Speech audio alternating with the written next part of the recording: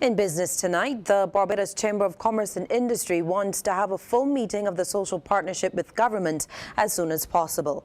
In an interview with the Business Report, BCCI President Tricia Tannis says the Chamber, along with the Private Sector Association and other membership bodies, need to sit down and plan the way forward as the local economy is suffering from the coronavirus pandemic. To be able to field these ideas and to understand, what capacity the government has, from the IMF, how this affects the BERT program, how this affects the IMF target, what kind of stimulus package the government can afford at this time, and to put that in place so that governments can plan.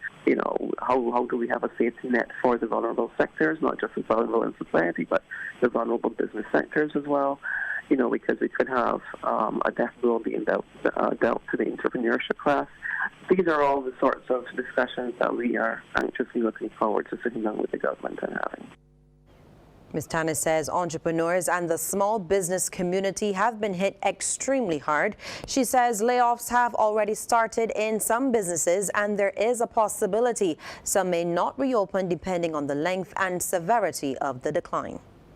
Our hospitality sector is an ICU, and these are sectors that, depending on the resilience of their balance sheets and their capitalization, are going to have to really seriously review their structure and have a completely different way of operating as they go forward. We know that from a sectoral perspective, hospitality, small business, and, to some degree, maybe the service sectors as well, are the first point, of the spear. And as far as layoffs are concerned, yes, we do have several layoffs that have already occurred. And depending on the length and the depth of the crisis, particularly when one has to close the country, that can very much determine what model and scenario plays out when the country does reopen. Insurance giant Sagicor is again showing its corporate social responsibility by announcing a children's online camp. It's their response to the various restrictions imposed by government to contain the spread of COVID-19.